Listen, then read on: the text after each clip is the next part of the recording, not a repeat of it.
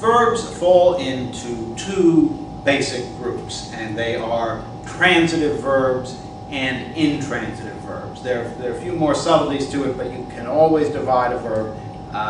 Again, with the exception of the modal verbs, which are weird, you can always say a verb is either transitive or intransitive. So what does that mean? Well, what we're going to see is that transitive verbs are verbs that have direct objects. So what is that? Okay. Supposing I do that. I hit the board. There it is, in fact. I hit the board. Okay. Now, the verb here is hit. Now, if we ask the question, what is hit? Can we answer that question sensibly following what the sentence says? I hit the board. What is hit? I mean, supposing somebody didn't hear the end of the sentence. I hit. What is hit?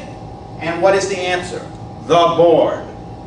Now, if all that works, and the board is indeed the thing in the sentence, then we can say that the board is the direct object of hit.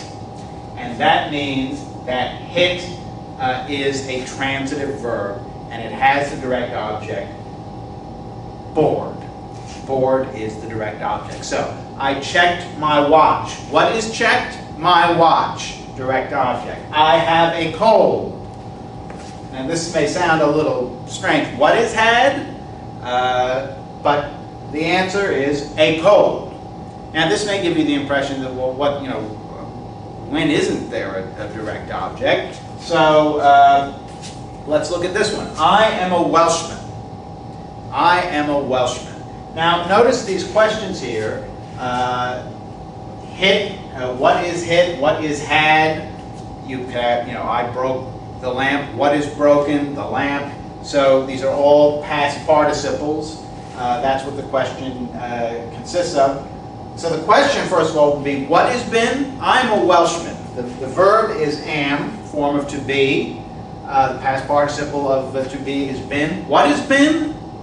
Well, right away, we're not in English territory. This is not an English question. What is been? You can't even say that.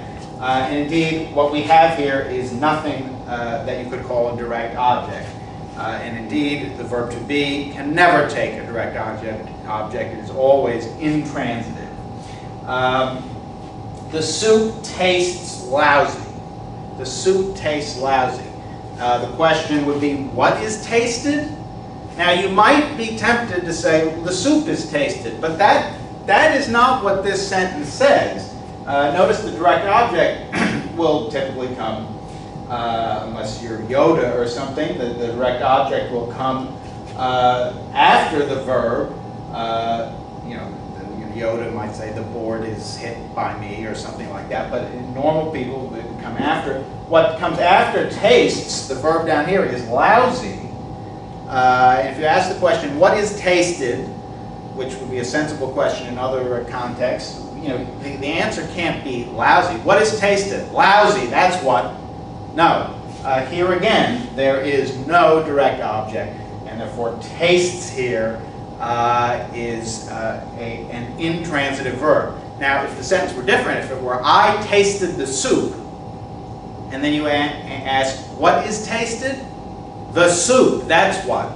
There, taste would be a transitive verb with a direct object, the soup. But notice here that the soup tastes lousy. Soup is, in fact, the subject of tastes.